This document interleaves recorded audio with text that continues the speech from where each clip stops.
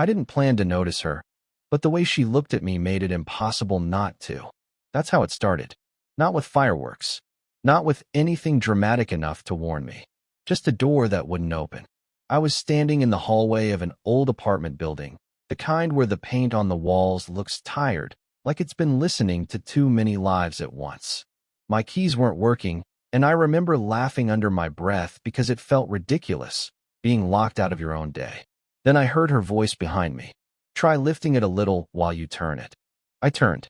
She was standing a few steps away, holding a grocery bag against her hip like it weighed nothing. Late 40s, maybe more, maybe less, it was hard to tell. Not in a blurry way, but in a way that made time feel irrelevant on her face. Calm eyes. Controlled expression. Like she had already decided not to be impressed by anything in the world, including me. I've tried everything, I said, half embarrassed, half annoyed at the situation. She didn't smile. Not at first. Instead, she walked over like she belonged there more than I did. Like the hallway had been waiting for her specifically.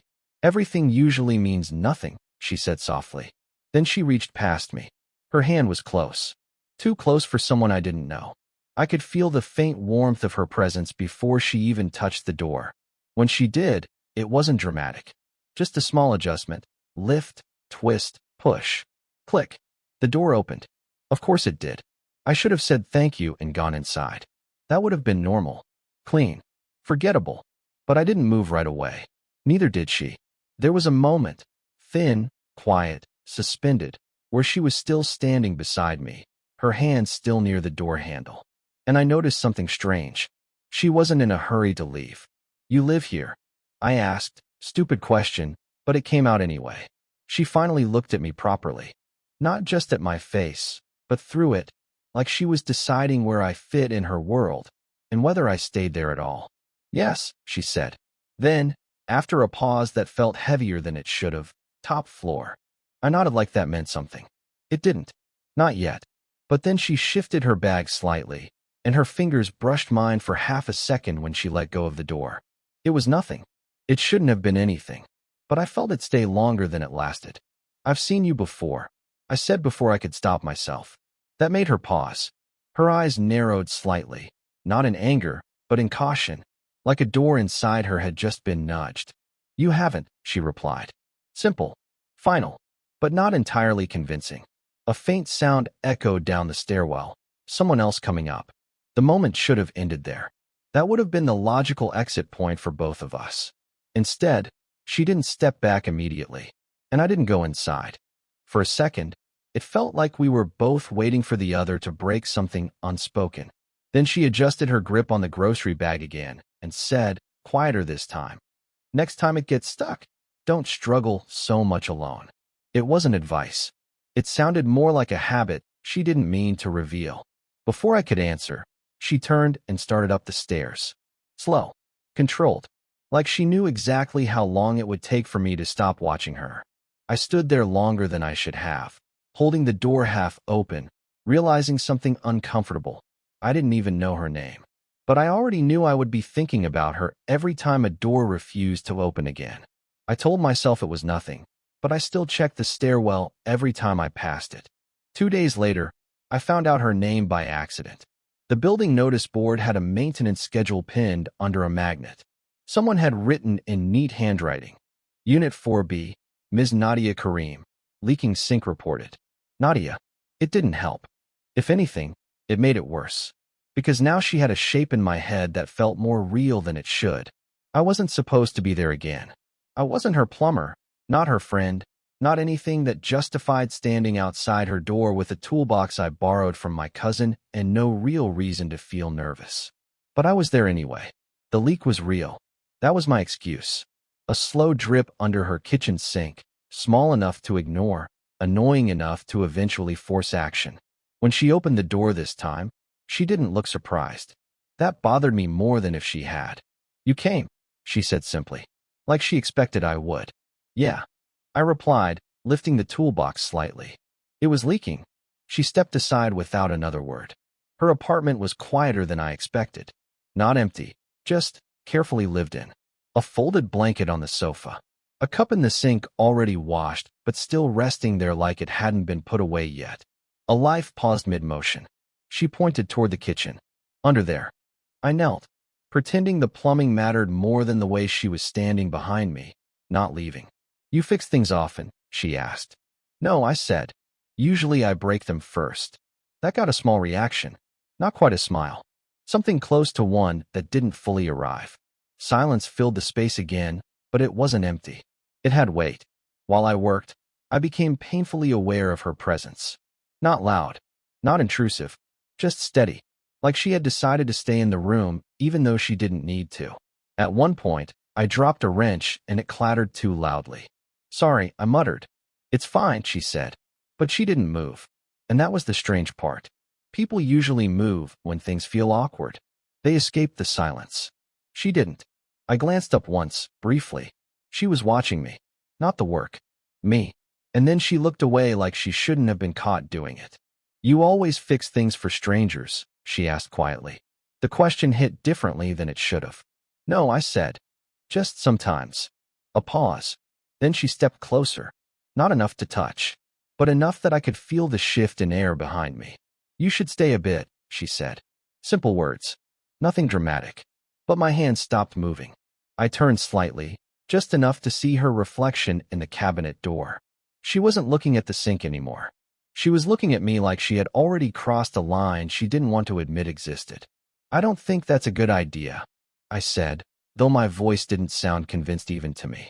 Her hand reached out, slow, uncertain, and rested on my forearm for half a second. Warm, light, unnecessary. You already came back twice, she said softly. That's not nothing. I should have stood up. I should have left. Instead, I stayed frozen there, one breath away from saying something that would have changed everything between us, and I didn't know which part of me was hoping she would let me finish it first. I remember thinking I should stand up, but my body didn't get the message. Her hand was still on my forearm. Not gripping, not holding, just resting there like it belonged there for a second too long. The sink was still dripping. A slow, steady sound behind us, like time refusing to move faster just because we needed it to. I didn't mean to, she started, then stopped. That alone changed something. Because she was always composed, always careful, and now she wasn't finishing her sentences. I turned slightly toward her, enough to see her properly this time. She wasn't looking at the sink anymore. Not at me either. Somewhere between. I'm not supposed to keep calling you here, she said finally. That made me pause. You didn't call me, I replied. A faint exhale. Almost a laugh, but it didn't fully form. No, she admitted. But I didn't stop you either. There it was again, that quiet admission buried under something heavier. I should have taken that as my exit. Instead, I stayed kneeling, wrench still in my hand, useless now. My phone buzzed in my pocket. Too loud. I ignored it. It buzzed again. Her eyes flicked toward my pocket. You should get that, she said. I will. I answered, but didn't move. The phone buzzed a third time, more insistent. Whoever it was wasn't giving up. I finally pulled it out without looking at the screen. Unknown number. Probably work. Probably nothing important. Still, I didn't answer. A knock came at the door. Both of us went still. It wasn't loud. Just two firm taps. Confident. Familiar. Her expression changed immediately. Not panic. Not fear. But something sharper. Recognition. She stepped back from me like the space between us suddenly mattered again. I didn't know you had someone coming, I said quietly. She didn't answer right away. Another knock. Slightly louder. Then a voice from outside. Ms. Kareem. It's me. You said I could drop by today. Her jaw tightened almost imperceptibly. She looked at me then, properly this time. Like she was placing something back where it didn't belong. I forgot, she said under her breath. But it didn't sound like forgetting. It sounded like interruption. I stood up too fast, toolbox suddenly heavy in my hand. The room felt smaller now. Sharper. Like reality had re-entered through the door crack. I should go, I said. It came out automatic. Safe. Correct. But I didn't move. Neither did she. The knock came again. Closer this time. She stepped toward the hallway, then stopped halfway, glancing back at me over her shoulder. For a moment, it looked like she was going to say my name. She didn't. Instead, she said something quieter. You don't have to leave yet. And I stood there, caught between the door, her voice, and the fact that I had never wanted to stay anywhere this badly for no logical reason, while the person outside kept waiting, and neither of us answered what was really about to happen next. I should have walked out when I had the chance, but I turned back instead. The knock didn't come again. Just silence now. Heavy waiting. And then her voice, lower than before. Stay inside for a minute. She didn't look at me when she said it. Like she was talking to the room, not me. But she closed the hallway door anyway. That small sound, click, felt louder than the knocking had been. I stood near her kitchen, toolbox still in my hand, suddenly aware of how ridiculous I must have looked. A stranger in her space. Half a reason to be here. No real permission to stay. She didn't move right away. When she finally turned, her composure wasn't gone, but it was thinner, like it had been worn down by too many unspoken things. That's not someone I expected, I said carefully. A pause. Yeah, she replied. That was all. No explanation. No defense. Just confirmation. I nodded like that made sense, even though it didn't. I should leave, I said again. This time softer. But my feet still didn't move. Her eyes flicked to mine. Quick. Sharp. Like she was deciding something she couldn't afford to decide. You keep saying that, she said. And you keep letting me stay. I answered before I could stop myself. That landed between us. A silence followed. Not empty. Pressurized. She took one step closer. Then another. Not fast. Not hesitant either. Controlled in a way that made it worse. You think this is simple for me? She asked quietly. I shook my head. No. But I didn't know what else to say. Because it wasn't simple for me either. Her gaze dropped for a second, to my mouth, and then lifted again like she regretted the direction her thoughts had gone. I don't do this, she said. Do what? Her laugh was small, almost bitter. This. The space between us shrank again. I could hear the sink still dripping behind us. Still normal. Still indifferent. You should go, she repeated.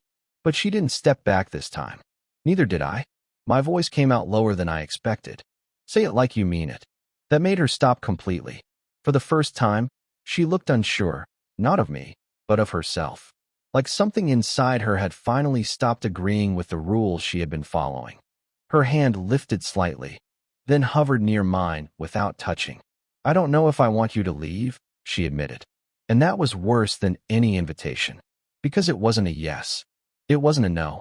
It was something suspended right at the edge of becoming irreversible. I didn't answer. Neither did she. We just stood there, too close to pretend it meant nothing anymore. And the question between us didn't need words to be understood. What happens if neither of us moves first? I thought the worst moment was the silence, until she said a name I didn't expect her to know. Her phone rang. This time, she answered it. Too quickly.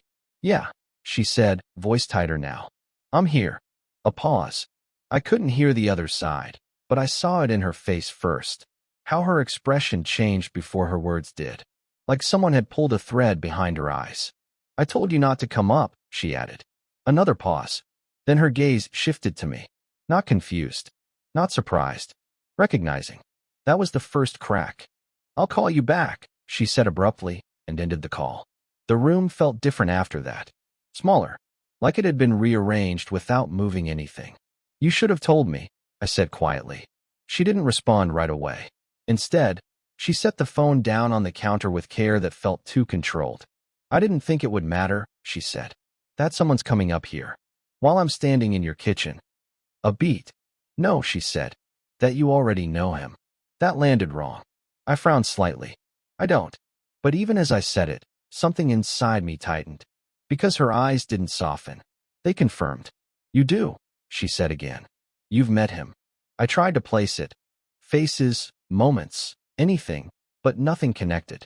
Then she added, quieter, at the building office. The maintenance request you came for wasn't yours to take. The wrench slipped slightly in my hand. I remembered now. The notice board. The conversation with the building supervisor. A man in his late 40s, tired voice, mentioned someone else handling the repairs. I ignored it. Said I'd do it anyway. Because I wanted to come here. I didn't know, I said, but it sounded weak even to me. You didn't ask, she corrected. Silence. The kind that doesn't sit between two people, It sits inside them. She exhaled slowly. He's not just someone, she said carefully. We're not together anymore. Not officially. But he still thinks he has the right to show up like that. So that was it. Not a secret affair. Not a clean boundary either. Something unfinished. Something still holding weight it shouldn't. I looked at her differently then, not softer, not harsher. Just clearer. You should have told me. I said again, quieter this time. I didn't think you'd stay if you knew, she replied immediately. That honesty hit harder than anything else so far. Because it meant she had been choosing my presence without knowing what it cost. And I had been choosing to stay without knowing what I was stepping into.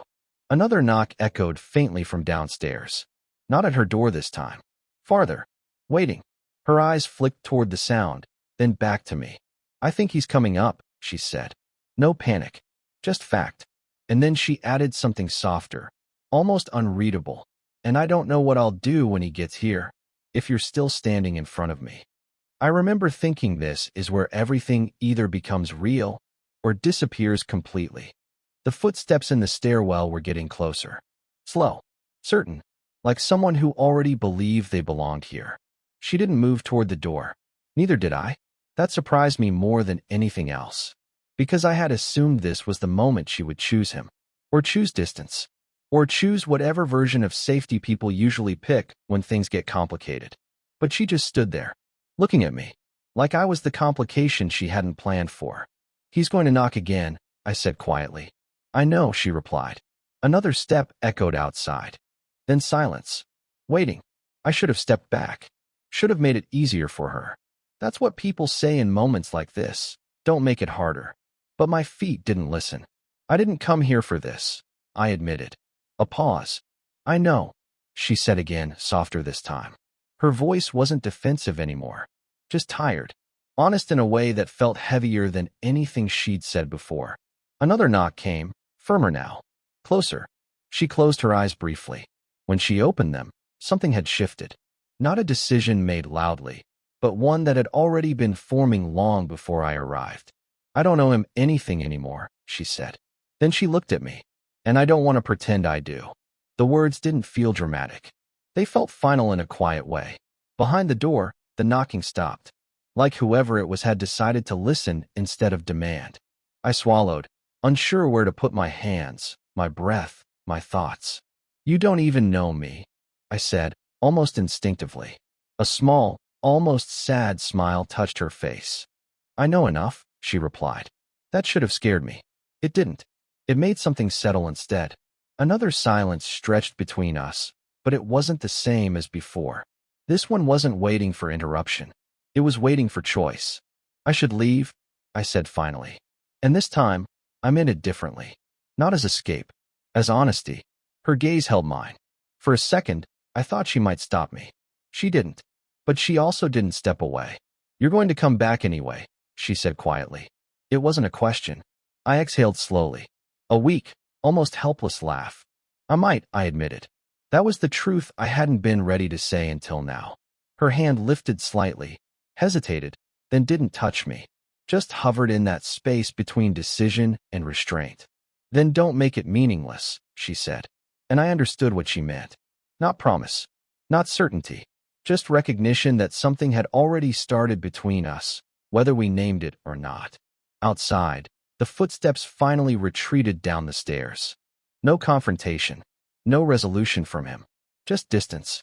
She looked at the door one last time, then back at me. And in that quiet, unfinished space, I realized neither of us had really chosen an ending. Only the possibility of what comes next. I kept expecting the story to end the way stories usually do, but life doesn't always close the door that neatly. The building was quiet again. No more footsteps in the stairwell. No more knocking. Just the steady, ordinary sounds that return when tension finally runs out of energy, like a sink still dripping somewhere in the background, reminding you that nothing really stops all at once. She stood by the kitchen for a moment after everything had settled, not looking at the door anymore, not looking at me either, just breathing, like she was learning how the room felt without fear in it. I'll handle him, she said eventually. It wasn't dramatic. It wasn't a declaration of victory. It was just her choosing herself out loud for the first time in a way that didn't feel like an apology. I nodded. Okay, I said. And I meant it. Not as agreement with the situation, but respect for her space inside it. I picked up my toolbox again, heavier now than it had any right to be. Before I left, she finally looked at me properly. Not like earlier, when everything was uncertain and suspended. This time it was clearer. Still complicated. Still unspoken things sitting between us. But real. You don't have to keep fixing things you didn't break, she said. A small silence followed that. Then I answered honestly. Yeah, I said. But sometimes you still want to. Her expression softened. Not into happiness, not into resolution, but into understanding. That felt more important than anything else that had happened. I stepped toward the door. This time, it opened without resistance. Of course it did.